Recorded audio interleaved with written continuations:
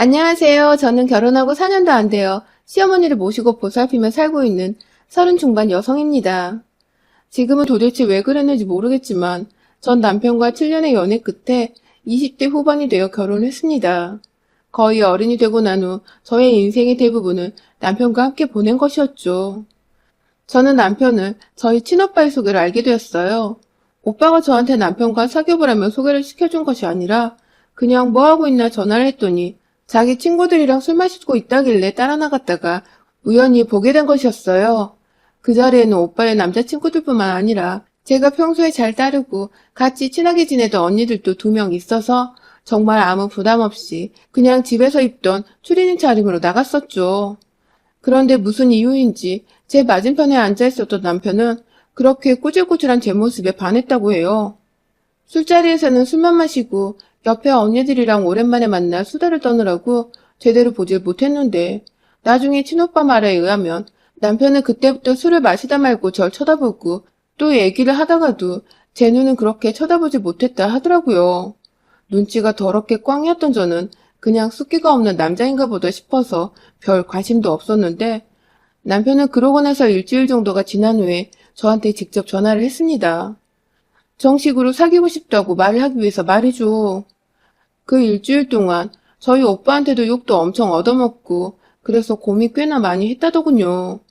동생과 친구가 사귀다가 헤어지면 둘 중 하나와는 어색해져야 할 텐데 그 꼴은 죽어도 못 본다며 제 전화번호를 알려주지 않으려 했던 저희 오빠에게 남편은 매일같이 매달려 사정을 했고 그 바람에 오빠도 이 자식 진심이구나 싶어서 전화번호를 알려줬다고 해요.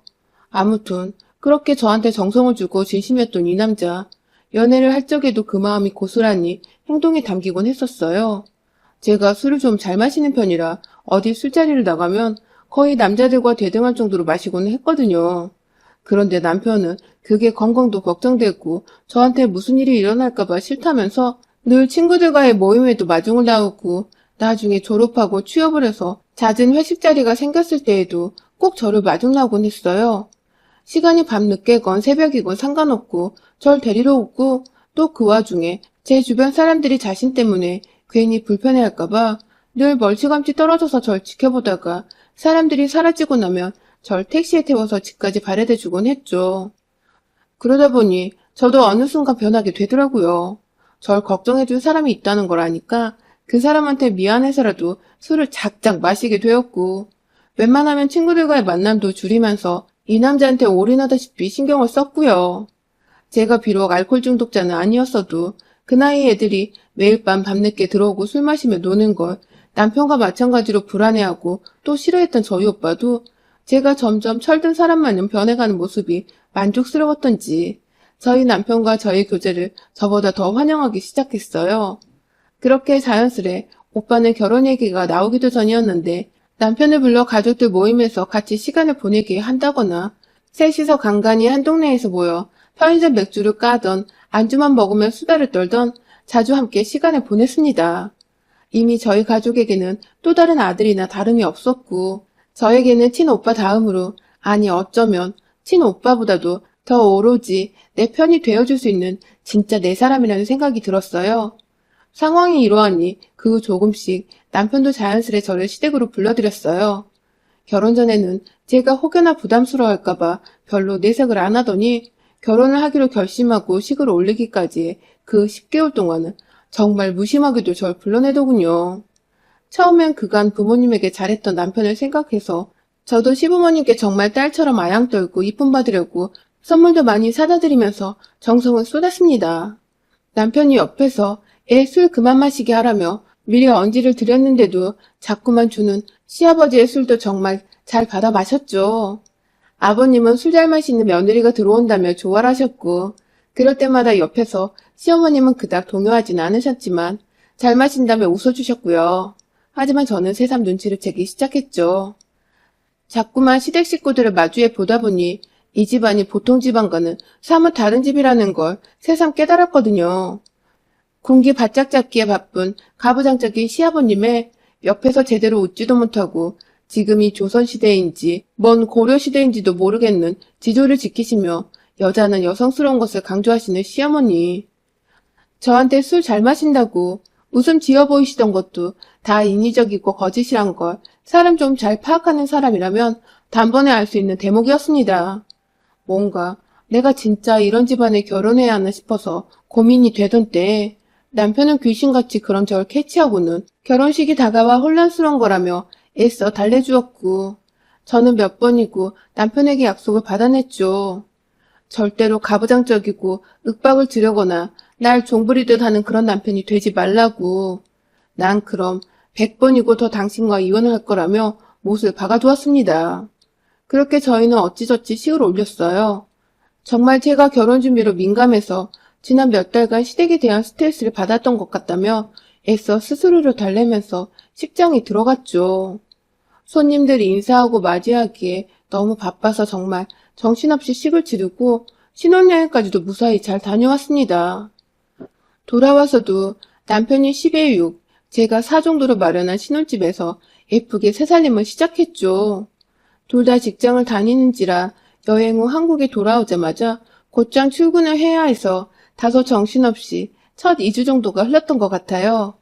결혼식에 와줬던 사람들에게 다시 한번 인사도 돌리고 복귀해서 일한다고 며칠은 야근도 했었고 그렇게 막 별로 달라진 것 같진 않지만 손가락에 반지 하나가 끼워져 있는 유부녀가 되었다는 것을 점점 실감하면서 3년이란 시간을 보냈습니다. 아직 저희에게 아기는 찾아오지 않았고 서로 아이를 간절히 원하는 커플이 아니었기 때문에 부담 없이 둘만의 커플 라이프를 즐기면서 여전히 재미있고 알콩달콩한 신혼을 보내고 있었어요. 간간히 친정도 가고 시댁도 가며 서로의 부모님께도 살갑고 다정이 대했고 가끔 시댁만 가면 남편이 옆에 있음에도 시아버지랑 술을 번들어지게 마시는 바람에 매번 꽐라가 되어 나오기도 했고요. 처음엔 불편하고 순간적으로 마음에 안 드는 게 있으면 시어머니한테 대놓고 윽박을 지르신다거나 확 표정이 굳어지시는 게 무섭기도 했었지만 저한테 잘해주시니까 굳이 문제 삼지 않았습니다.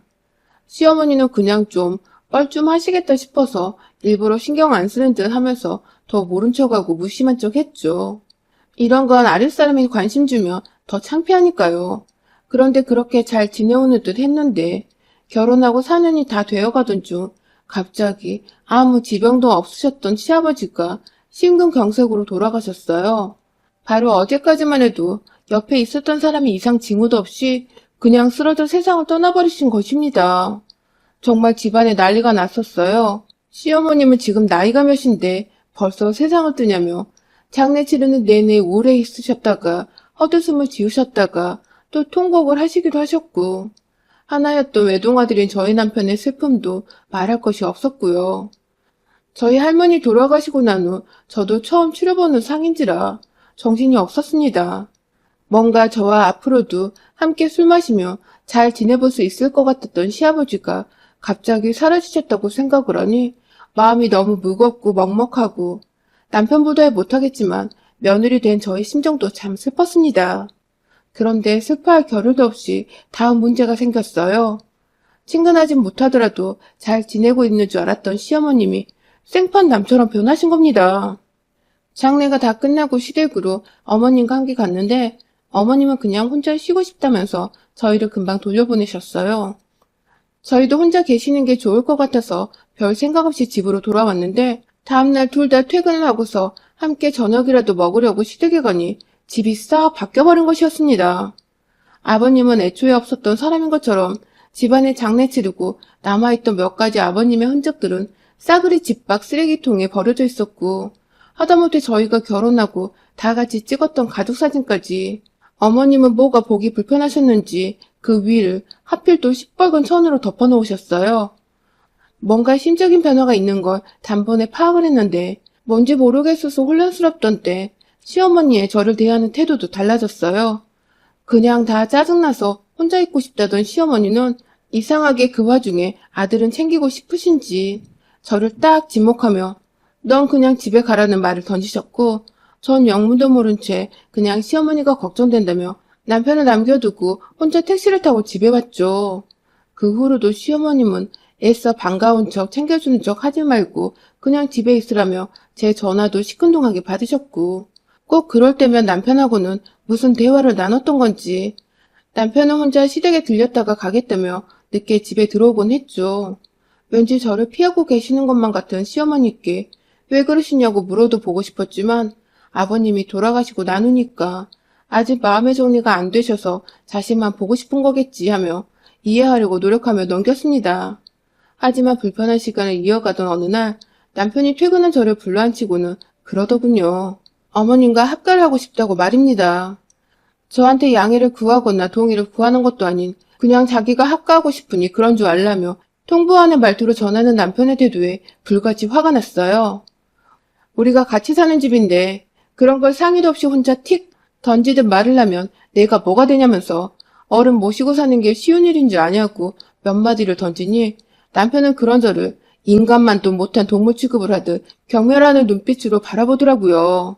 그럼 혼자 계시는 엄마를 그냥 저 집에 놔두냐며 오히려 소리까지 지르며 시아버지만큼이나 무서운 태도로 절 대했어요. 자기는 안 그럴 거라더니 그 아버지의 그 아들이구나 했던 순간이었습니다. 시어머니가 어디 몸이 불편하신 것도 아니고 저한테 오히려 혼자 있고 싶다며 불편하고 싫어하는 티를 역력히 내시던 분이신데 그런 분과 어찌 한 집에서 아직 아기가 태어나지도 않은 집에서 어른을 모시고 살겠다는 건가 싶어 정말 서러웠습니다. 자기한테는 부모겠지만 저한테는 그래도 시 붙는 남인데 제대로 저한테 양해조차 구하려 하지 않는 그 모습이 절 더 빡치게 했죠. 늘 저를 배려하고 챙겨주던 사람이 더 이상 아닌 것 같다고 느껴지던 그쯤 정말 시어머니는 단촐한 본인 짐을 싸서는 저희 집으로 들어오셨습니다. 기존에 있던 집은 그대로 다른 사람한테 전세도 아닌 월세를 주고서 남편의 통장으로 주고 계셨고요. 그 때문에 저는 남편이 돈 때문에 이러나 싶어 잠깐 그 월세값은 내가 친정에 부탁해서 줄 수도 있다며 좀 말려보려 했지만 이미 시어머니는 방 한켠에 본인 짐들을 다 풀고 제 집처럼 살고 계셨기에 때는 늦었다는 생각도 들었어요. 그렇게 전 아직 신혼이라면 신혼인데 시어머니를 모시고 사는 며느리가 되었고 출퇴근해야 하는 직장인인데 집에 사람, 그것도 어른이 한 분 더 계시다는 것에 온갖 신경이 곤두서서는 어머님 돌봐드리기에 아주 여념이 없었습니다. 출근하는 길에 바쁜데도 아침 드실 반찬들을 미리 꺼내놓곤 했고 그 음식들은 늘 전날 퇴근하고 다 만든 것들이고요. 사실 이런 노동을 필요로 하는 일들의 경우 제가 어떻게든 혹사를 시키면서 비율을 맞춰드릴 수 있는데 문제는 시어머니의 히스테리였어요. 시어머니는 돌아가신 아버님 흉내를 내기라도 하시는 듯 허구한 날 부엌에서 드시지도 않던 술을 드시면서 제게 술 내기를 한다거나 혹은 제가 그만 마시라고 말리면 자기를 무시하냐면서 화를 내며 약간 다혈질적인 모습을 보이기 시작하셨습니다. 결혼하고 시아버님 옆에 계실 땐 한 번도 보질 못했던 모습이었어요. 그냥 사별하고 슬픔에 빠져서 저러시는가 보다 했는데 어머님의 히스테리는 반년이 지난 지금까지 쭉 계속되고 있습니다. 사별한 슬픔이란 게 반년이고 1년이고 10년이고 쭉 이어질 수 있는 거니까 그럴 수 있겠다 싶다가도 남편과 있을 때면 재밌는 TV를 보며 배 터져라 웃기도 하시고 또 맛있는 게 있으면 맛있어 죽겠다고 밥을 잘 만드시기도 하시는데 유독 며느리인 저한테만 히스테리를 부리시니까 도저히 감이 안 잡혔어요. 이게 정말 사별의 슬픔 때문인 건지 아니면 이참에 마음에 안 들었던 며느리인 절 구박이라도 하시려고 이러시는 건지 정말 눈치가 더럽게 없는 저는 한참이나 혼자 걱정과 고민에 빠져 살았었죠. 암만 무시를 하려 해도 같이 사는 사람 하나가 날 이렇게 싫어하면 얼마나 기분이 더럽고 불편한지 안 당해본 사람은 모릅니다. 진짜 오죽하면 회사에서 야근할 때가 행복해 죽을 것 같다니까요. 집에 들어오기가 싫어서 자꾸만 밖에서 친구들을 만나고 또 술을 들이부어 마시고 제 몸이 젊어 결혼하기 전보다도 더 망가져가고 있다는 걸 느꼈죠. 그런 절 보며 결국 저희 친정오빠도 제가 무슨 일이 있다는 걸 감지하고 말았고요. 동생이라면 티는 잘 안 내도 끔찍이 아끼는 우리 오빠는 제가 남편을 만난 뒤로는 거의 안 마시던 술을 밖에서 자꾸 마시고는 자꾸 자기한테 전화를 하고 신혼집을 놔두고 친정에 오는 등 이상한 행동을 보이자 저 몰래 남편한테 전화를 했었다고 해요. 그런데 저희 남편은 그런 오빠한테 시집간 여동생 일은 신경 끄고 네 인생이나 잘 살라는 악담을 퍼부었다지 뭡니까? 절친하게 지내오던 친구였는데 말입니다. 졸지에 욕만 먹고 전화를 끊은 오빠는 씩씩거리며 다시 저한테 전화를 했고, 퇴근길이었던 저는 오빠의 말에 기가 차서 집을 가다 말고 골목 한복판에 멈춰서서 아주 욕이란 욕은 다 퍼부었죠. 지금 시어머니가 집에 와 계신다는 말부터 시작해서 시어머니 히스테리에 내가 죽을 것 같다는 말까지 모두 다요.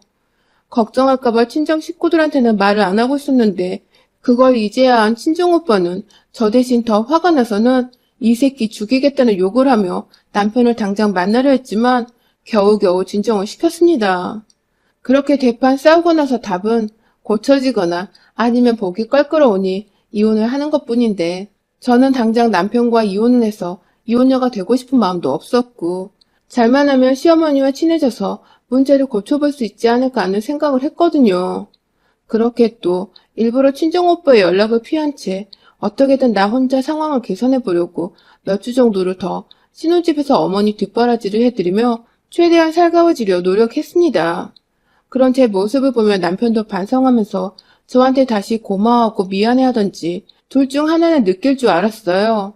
지 엄마를 무턱대고 집에 데려와서는 며느리 마음고생 시키는 걸 스스로도 알고 있다면서 말입니다. 그런데 하나도 나아지는 게 없었습니다. 오히려 시어머니는 더욱 가혹해지셨어요. 퇴근한 저를 붙잡아 하루 종일 반찬이 맛대가리가 없어서 쌀이 입으로 들어가는지 코로 들어가는지도 모르게 먹었다고 반찬 투정을 하시더니 이제는 자기 방안 옷장 뒤에 곰팡이가 퍼렇게 들어서 있는 걸 고쳐주지 않는다면서 곰팡이가 생긴 것조차 제 탓을 하더군요. 그렇게 구석진 구석에 옷장으로 가려진 곰팡이를 제가 어떻게 파악할 수 있으며 올해 무섭도록 즐겼던 장마를 거쳤는데 제가 무슨 수로 헌 아파트에서 곰팡이를 막을 수 있었겠나요? 억울한 마음에 어머님을 진정시키면서 제가 어떻게든 곰팡이를 제거해드리겠다고 하니 그걸 또 일부러 곰팡이 피게 습기찬 방에 들여보내놓고 세균 덩어리로 나가 뒤지게 하려 한 거냐며 감히 입에 담지도 못할 악행들을 제가 마치 꾸며낸 것 마냥 퍼부으셨습니다. 이 방은 시어머니께서 처음 우리 집에 가방 싸들고 오셨을 때 본인 스스로 두 발을 이용해 들어가 짐을 푸셨던 그 방인데 졸지에 제가 일부러 이 방을 비워두고 시어머니 방으로 꾸며놓은 것 마냥 이상하게 말씀을 하셨습니다. 도무지 말이 안 통해서 미쳐버리려는 거 어떻게든 남편이 퇴근하고 집 오기 전까지 문제를 잠잠히 해보려고 최대한 화를 내지 않았어요. 하지만 어처구니 없는 반찬에서부터 곰팡이로 번져서는 점점 타오르는 불길처럼 커진 시어머니의 화는 결국 남편이 퇴근하고 집에 오는 순간까지도 걷잡을 수 없게 커졌습니다. 남편은 집에 들어오자마자 둘이서 뭐하냐며 막 놀래 다가왔다가 시어머니의 속사포스런 반찬 투정과 곰팡이 향이 그리고 이게 다 제가 이 집에서 자신을 쫓아내기 위해 꾸민 짓거리라는 말 같지 않은 말들에 남편은 진짜로 홀라당 속아 넘어간 것 같았어요. 이성적으로 생각하라며 어머님을 달래보고 저는 그런 사람이 아니라고 편을 들어주기는커녕 오히려 함께 시어머니와 편을 먹어서는 저한테 다짜고짜 따지기 시작했죠. 어머니랑 학가하는 걸 원치 않았던 걸 알고는 있었는데 너가 이렇게 무서운 애인 줄은 몰랐다면서 당장 저와 헤어질 사람 마냥 입 밖으로 험한 말도 뱉어내고 시어머니를 진정시키기만 바빠하던 남편. 정말 그 순간 몇 주 전까지 남편과의 이혼을 하고 싶지 않다고 생각했던 저 스스로를 확 죽여버리고 싶었어요. 이런 인간은 그리고 이런 더러운 시어머니와는 당장의 남남이 되는 것만이 정답이었는데 말이죠. 남편에게 물었습니다. 이 집안에 핀 곰팡이는 보통의 남자라면 결로 문제인지 부실공사의 문제인지를 논할 텐데 넌 어째 네 와이프란 여자한테 이 어처구니 없는 일을 덮어 씌우냐고 말입니다. 남편은 순간 자신도 무작정 자기 엄마의 편을 들었다는 것을 자각했는지 말을 흐렸지만 이내 다시 눈에 힘을 주고 돌아가신 아버님 마냥 말을 하더라고요. 무슨 여자가 그리 눈을 부릅뜨고 남편을 쳐다보냐고 말입니다. 진짜 그지 같은 것만 빼다 닮아서는 꼴의 남자라고 조선시대 양반 노릇하는 이 인간을 저도 모르게 확 싸다구로 날려버렸어요. 네가 그러고도 사람이냐고. 어디 할 짓이 없어. 와이프한테 여자 남자를 논하냐며 개막난 이 새끼라고 몇 대 머리통을 더 쥐어박으니 옆에서 시어머니가 미친 거냐며 제 손목을 확 낚아채려 하시더라고요. 다행히 그걸 제가 곧장 뿌리치면서 시어머니는 화들짝 놀라 뒤로 몇 발자국 더 물러섰고요. 제가 퇴근하고 곧장 시어머니의 반찬 투정부터 곰팡이까지 헛소리를 듣고 있느라 심지어 가방까지도 손에 쥐고 있었거든요. 후딱 핸드폰을 꺼내서 오빠한테 전화를 했어요. 나 이 집 구석에서 더 이상 못 살겠다고. 남편이 여자 어쩌고, 시어머니는 곰팡이 어쩌고, 아주 나한테만 지랄지랄을 한다고 눈물도 안 나오는데 억지로 눈물을 쥐어짜면서 최대한 우리 오빠가 열받게 그래서 아주 미쳐 날뛰는 황소마냥 우리 집으로 뛰어오도록 전화를 했죠. 아니나 다를까 오빠는 제가 말을 다 끝내기도 전에 전화를 끊고는 정말 20분도 안 돼요. 저희 집에 도착했어요. 친정이 워낙 가깝기도 하지만 알고 보니 오빠는 그간 계속 밤에 산책을 할 겸 저희 집 주변을 맴돌면서 혹여나 얘가 잘 지내고는 있는지 자주 확인을 했다고 하더라고요. 저층 아파트에 살아서 비교적 고개를 올려다 보이면 베란다 정도는 보이는 위치였거든요. 오빠의 마음으로 확인하러 동네를 어슬렁거리다가 그냥 집에 가던 길에 제 연락을 받고는 다시 후다닥 달려온 오빠는 이내 집 밖에서 아주 엄청난 괴성을 지르며 문을 두들겼어요. 남편의 이름 석자를 내며 제삿날이니 각오하라고 막 문을 두들기는데 진짜 농담 안 하고 현관문 부숴주는 줄 알았다니까요. 사실 저희 오빠가 어릴 때부터 동네에서 진짜 힘좀 쓴다는 짱이었거든요. 다행히 지 공부도 열심히 하고 또 생각도 틀려먹지 않는 사람이라 나쁜 길로 빠지진 않았지만 친구를 도와주거나 제 일 등 주변 사람들 챙길 때에는 그 힘을 제대로 쓸 줄도 아는 멋진 사람이었어요. 그래서 오빠 주변엔 여자친구들도 많고 남자친구들도 참 많았고요. 그런 오빠를 잘 아는 오빠의 오랜 친구인 저희 남편 놈은 제가 오빠한테 전화를 하는 순간부터 벌벌 긴장을 떨고 있더니 오빠가 방문을 두들기자 아씨 하면서 혼자 안절부절 못하더라고요. 전 그런 남편을 보며 네 새끼는 오빠한테 쥐어 터지는 거 보고서 오늘 당장 끝낼 거라는 말을 남기곤 쓱 웃음을 지어 보이며 현관문을 열었습니다. 마치 경기장에 들어오는 뿔난 황소를 맞이하는 것 마냥 문을 열자마자 황소 저리 가라 할 정도로 분을 삭히지 못하고 들어오는 오빠. 그러더니 남편의 멱살을 잡고 엄청난 주먹질을 가격했어요. 정말 쥐어 터져라 맞고 있는데 제가 봐도 어찌나 찌질하고 못나 보이던지 내가 겨우 이런 사람을 좋아했었구나 싶어서 제 지난 결혼 생활이 너무 수치스러울 정도였어요. 아들이 맞는 모습에 옆에서 시어머니는 그제서야 오두방정을 떨면서 며느리인 저를 붙잡고 미안하다고 자기가 괜히 오기를 보였다고 사과를 하더군요.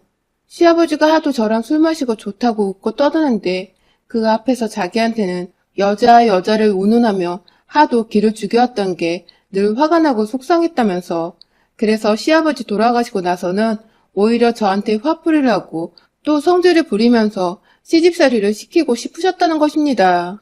그러니까 이게 다 시아버지로 인해 비롯되었다는 시어머니의 말씀이 너무 못나고 한편으론 씁쓸했어요. 그 길로 전 우리 고부관계나 부부관계는 다시 예전같이 못할 거란 말을 하며 남편에게는 단단히 일렀습니다. 네가 우리 오빠를 폭행으로 고소를 하든 말든 우린 상관없지만 그 순간 내가 너랑 너희 엄마한테 이혼 위자료를 물릴 거니 소송 비용과 위자료를 각오해야 할 거라고요. 그러자 남편도 그러더군요. 친구들한테 혹시라도 소문이 퍼질까봐 저희 오빠한테 입단속을 시키며 아무것도 안 할 테니 한 번만 용서해달라고 말입니다. 이혼을 하기 싫다고 말이죠. 하지만 이미 배는 저 멀리 떠나버렸네요. 저는 그렇게 망나니 시어머니의 그런 자기 엄마 편부터 들고 뒷바라지 해주는 와이프를 무시한 남편과 깔끔하게 합의혼을 했습니다. 집 사는데 남편 돈을 더 썼지만 지도 한 짓이 있어서 미안했는지 깔끔하게 집을 팔아 반반에 조금 더 나눠주더라고요. 전 이혼녀가 되어 좀 속상했지만 돈 쥐고서 전보다 훨 편하게 친정에서 두 다리 뻗고 지내고 있고요. 우리 오빠한테는 매일매일 구제해줘서 고맙다고 남편은 패줘서 고맙다고 아침마다 큰절을 올리는 중이랍니다. 여러분의 생각은 댓글로 남겨주세요. 오늘도 시청해주셔서 정말 감사합니다.